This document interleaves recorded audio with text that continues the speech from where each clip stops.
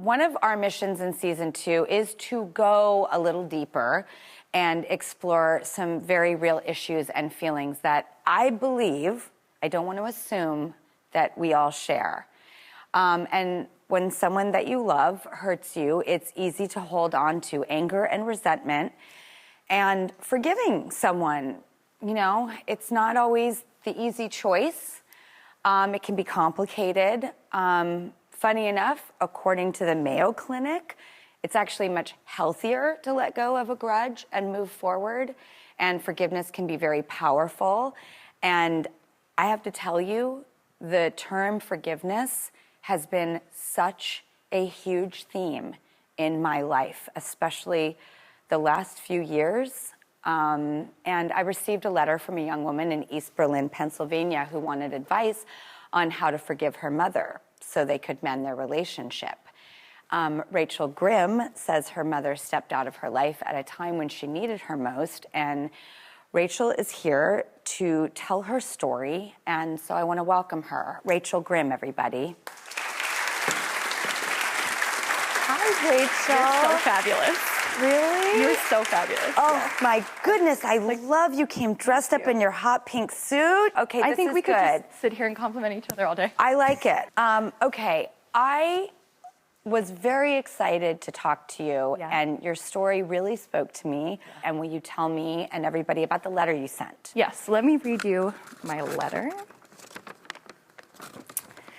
Drew, I'm writing to you to ask for your help repairing my bond with my mother after she moved out and left my dad, brother, and I nearly 10 years ago.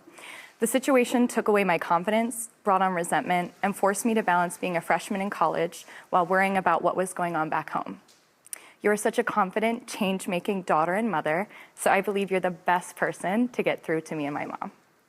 Thank you. And I mean that. I am so honored Yes. that you think that. Absolutely. And, you know, getting down to business, this is the subject that is my karmic journey in life. Yeah. What happened to your mom, and what was your relationship growing up? So growing up, we were super close because she instilled such a confidence in me to be confident in the woman that I was and to go after anything I dreamed. Just pushing me to be my absolute best in everything I did. So that's like where we were before everything. So what do you think led to that estrangement? And will you tell us about how that occurred? 2008, the recession hit the United States, and a lot of families suffered a lot of loss, and loss that was ongoing.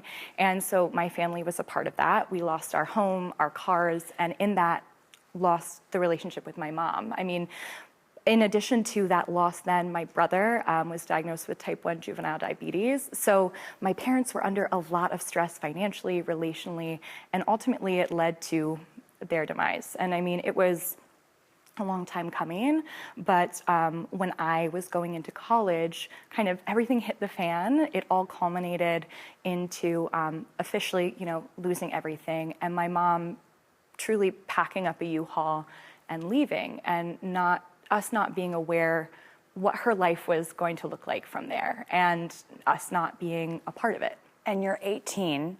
Yes. You're going to college. Yes, in college. And a U-Haul is packed up. Yes.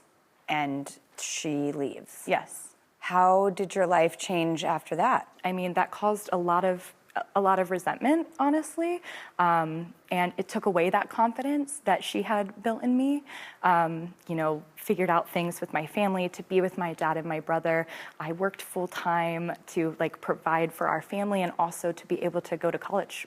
So it was a lot, but we're here. Did you talk to your mom during this time?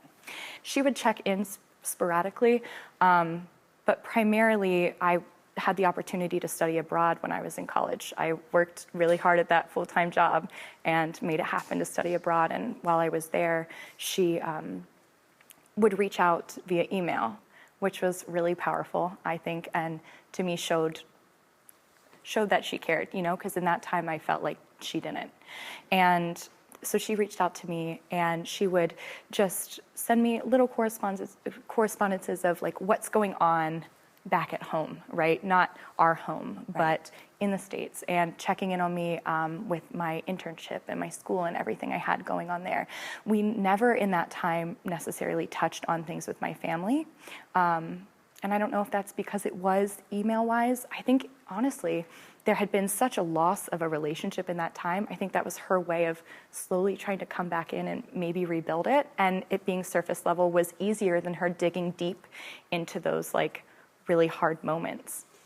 What are you hoping the outcome might be like today and moving forward? Absolutely. Well, it doesn't have to be exactly what it was back then, because I'm an adult now, you know, and just being able to build that confidence in our relationship and not just be mother and daughter, but be mother-daughter friend too. Woman to woman too, you know? Yes, exactly. I think the word friend doesn't fit in a mother-daughter relationship, personally. Yeah. I always tell my daughters, I am not your friend. Yeah. I am your mother. And my mother acted very much like a friend, and that was our relationship, and it did not work.